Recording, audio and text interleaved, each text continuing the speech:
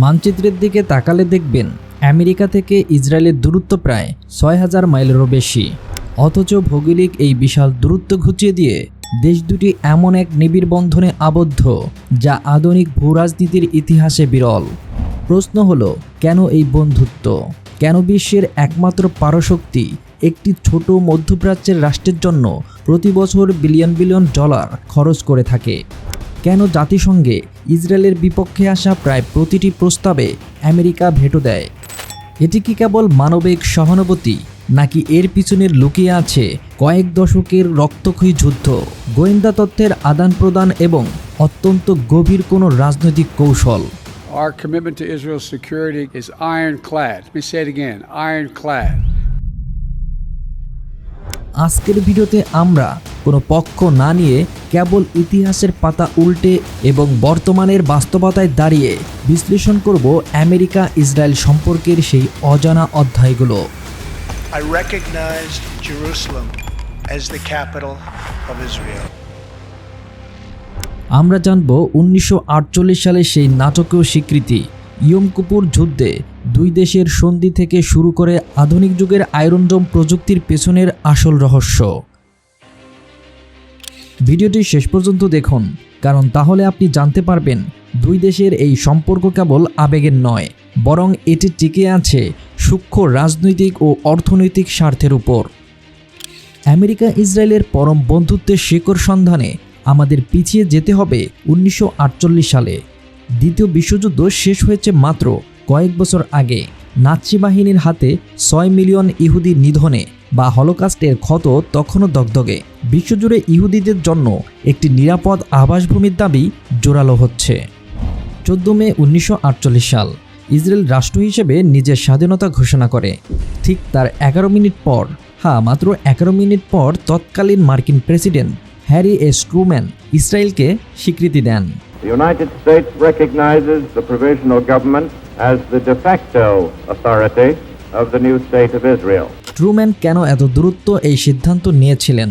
এর পিছনে তিনটি প্রধান কারণ ছিল। প্রথমত, হলোকাস্ট পরবর্তী মানবিক সহানুভূতি। দ্বিতীয়ত, আমেরিকার ভেতর থাকা ইহুদি ভোটারদের সমর্থন আদায়।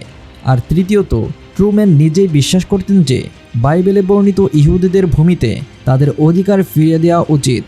তবে মনে রাখবেন, সেই সময়ে এটি কেবল একটি কূটনৈতিক স্বীকৃতি ছিল। আজকের মতো বিশাল সামরিক জোট তখনও গড়ে ওঠেনি। 50 ও 60-এর দশকে বিশ্ব রাজনীতিতে শুরু হয় কোল্ড ওয়ার বা ঠান্ডা যুদ্ধ। একদিকে আমেরিকা, অন্যদিকে সোভিয়েত ইউনিয়ন।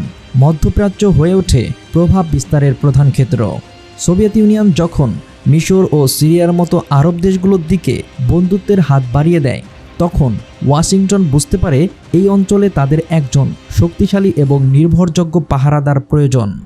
তারপর 1967 সালের 6 দিনের যুদ্ধ বা 6 ডে ওয়ার এই সম্পর্কের মোড় ঘুরিয়ে দেয়। ইসরায়েল একাই যখন সোভিয়েত মদতপুষ্ট আরব দেশগুলোকে পরাজিত করে, তখন আমেরিকান নীতি নির্ধারকরা নিশ্চিত হন যে ইসরায়েল কেবল একটি ছোট দেশ নয়, বরং তারা এই অঞ্চলের সবচেয়ে শক্তিশালী সামরিক শক্তি।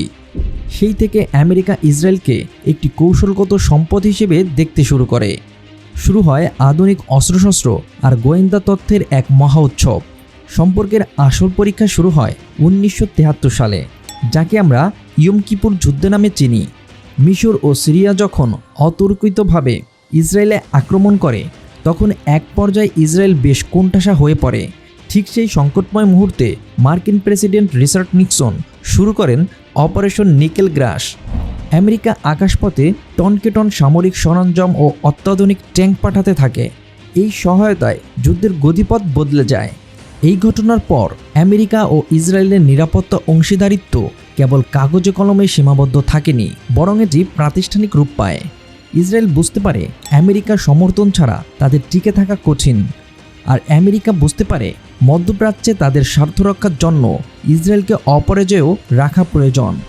তবে অনেকেই মনে করেন সম্পর্কটি আমেরিকার দিক থেকে কেবল একতরফা সাহায্যের, কিন্তু বাস্তব চিত্রটি ভিন্ন। 1985 সালে আমেরিকা ও ইসরায়েল একটি ঐতিহাসিক ফ্রি ট্রেড এগ্রিমেন্ট বা মুক্ত বাণিজ্য চুক্তি স্বাক্ষর করে। এটি ছিল আমেরিকার ইতিহাসে কোনো দেশের সাথে করা প্রথম মুক্ত বাণিজ্য চুক্তি। এই চুক্তির ফলে দুই দেশের বাণিজ্য কয়েক গুণ বৃদ্ধি পায়। আজ ইসরায়েলি কোম্পানিগুলো আমেরিকায় বিপুল বিনিয়োগ করেছে। একটি পরিসংখ্যান অনুযায়ী ইসরায়েলি কোম্পানিগুলো খোদ আমেরিকার মাটিতে প্রায় 4 লাখ মানুষের কর্মসংস্থান সৃষ্টি করছে। অর্থাৎ এই সম্পর্ক এখন কেবল সামরিক নয়, বরং আমেরিকার অর্থনীতির সাথেও ওতপ্রোতভাবে জড়িয়ে গিয়েছে। পরবর্তীতে 90-এর দশক থেকে বর্তমান সময় পর্যন্ত এই সম্পর্কের ভিত্তি আরও বিস্তৃত হয়েছে। এখন আর শুধু ট্যাঙ্ক বা যুদ্ধবিমান নয়, বরং বন্ধুত্বটা এখন প্রযুক্তি আর বুদ্ধিমত্তার। আমেরিকা এবং ইসরায়েল উভয়ই ইরানকে তাদের অভিন্ন শত্রু হিসেবে বিবেচনা করে। ইরানের পরমাণু কর্মসূচি ঠেকাতে দুই দেশ একে অপরকে ছায়ার মতো সাহায্য করে। তাছাড়া মোসাদ ও সিআইএ এর মধ্যে যে পরিমাণ তথ্য আদান প্রদান হয় তা অন্য কোনো মিত্রের সাথে আমেরিকা সচরাচর করে না।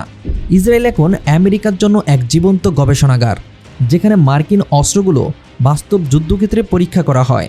আপনারা নিশ্চয় বিখ্যাত আয়রন ডোম এর নাম শুনেছেন। এই অভাবনীয় প্রযুক্তি কিন্তু এককভাবে ইসরায়েল নয়, এর পিছনে আমেরিকার কোটি কোটি ডলারের অর্থায়ন এবং যৌথ গবেষণা রয়েছে। অনেকেই প্রশ্ন করেন, আমেরিকার সরকার পরিবর্তিত হলে কেন তাদের ইসরায়েল সংক্রান্ত নীতির পরিবর্তন হয় না? এর উত্তর লুকিয়ে আছে ওয়াশিংটনের অভ্যন্তরীণ রাজনীতিতে। আমেরিকায় অ্যাপাকের মতো শক্তিশালী ইসরায়েলপন্থী লবিং গ্রুপ রয়েছে, যারা কংগ্রেস সদস্যের উপর ব্যাপক প্রভাব বিস্তার করে। এছাড়া একটি বড় অংশ হলো আমেরিকার ইভানজেলিক্যাল খ্রিস্টান ভোটাররা। ধর্মীয় কারণে তারা মনে করেন ইসরায়েলকে রক্ষা করা তাদের আধ্যাত্মিক দায়িত্ব। ফলে ডেমোক্র্যাট হোক বা রিপাবলিকান, কোনো দলের পক্ষেই ইসরায়েলের বিরুদ্ধাচরণ করা রাজনৈতিকভাবে সম্ভব হয় না। এটি একটি অত্যন্ত জটিল রাজনৈতিক সমীকরণ, যেখানে ক্ষমতা আর ধর্ম মিলেমিশে একাকার হয়ে গেছে। আমেরিকান জনমতের উপর প্রভাব বিস্তার করতেও ইসরায়েল বিভিন্ন কাজ করে থাকে। নিজেদের পক্ষে জনসমর্থন ধরে রাখতে তারা মিডিয়া ন্যারেটিভ নিপুণভাবে নিয়ন্ত্রণ করে। মূলধারার সংবাদ মাধ্যম থেকে শুরু করে বিনোদন জগৎ, সবখানেই ইসরায়েলপন্থী একটি বয়ান বা ন্যারেটিভ প্রতিষ্ঠিত করা হয়েছে দীর্ঘ প্রচেষ্টায়। তার উপর আজকের ডিজিটাল যুদ্ধের যুগে বিভিন্ন সংস্থা সোশ্যাল মিডিয়া ইনফ্লুয়েন্সারদের ব্যবহার করে। ইসরায়েলপন্থী কিছু সংস্থা ইসরায়েল অন ক্যাম্পাস কোয়ালিশন বা অ্যাক্ট আইএল ছাত্রদের উৎসাহিত করে, যাতে তারা অনলাইনে ইসরায়েলের পক্ষে কথা বলে। এছাড়া ইসরায়েল সরকার হাসবারা নামক একটি কৌশল ব্যবহার করে, যার অর্থ হলো জনগণের কাছে নিজের ইতিবাচক ভাবমূর্তি তুলে ধরা। এর অধীনে বিভিন্ন দেশের ছাত্রদের ইন্টার্নশিপ বা স্কলারশিপ দেওয়া হয়, তারা যেন ক্যাম্পাসে বা সোশ্যাল মিডিয়ায় ইসরায়েলের পক্ষে যুক্তি তুলে ধরে। সেজন্য তাদের প্রশিক্ষণ দেওয়া হয়। তবে এই সম্পর্কের মুদ্রার উল্টাপিঠও আছে। ফিলিস্তিন ইস্যু এবং অধিকৃত অঞ্চলে ইসরায়েলের বসতি স্থাপন নিয়ে বিশ্বজুড়ে চরম বিতর্কিত রয়েছে। অনেক মানবাধিকার সংস্থা অভিযোগ করে যে আমেরিকার দেওয়া অস্ত্র ফিলিস্তিনি বেসামরিক নাগরিকদের বিরুদ্ধে ব্যবহৃত হচ্ছে। এমনকি আমেরিকার নতুন প্রজন্মের মধ্যে, বিশেষ করে তরুণ ডেমোক্রেটদের মধ্যে ইসরায়েলকে অন্ধভাবে সমর্থন করার প্রবণতা কমেছে। ফিলিস্তিন প্রশ্ন এবং মানবাধিকার ইস্যুগুলো এখন মার্কিন রাজনীতিতেও বড় বিতর্ক তৈরি করেছে। তবুও দিন শেষে ভূ রাজনৈতিক বাস্তবতা আর নিরাপত্তার হিসাব এখনও এই দুই দেশের বন্ধুত্বকে অটুট রেখেছে। ভিডিও সম্পর্কে আপনার মতামত তুলে ধরুন কমেন্ট বক্সে।